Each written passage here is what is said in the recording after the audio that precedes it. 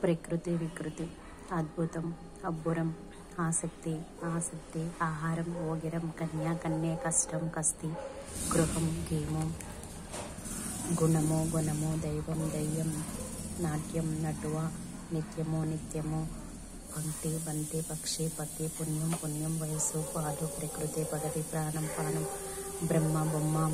బిడాలము పిల్లి భాష భాష భాండ బాణ భాండాగారము భండారము భిక్ష భిక్షం భూమి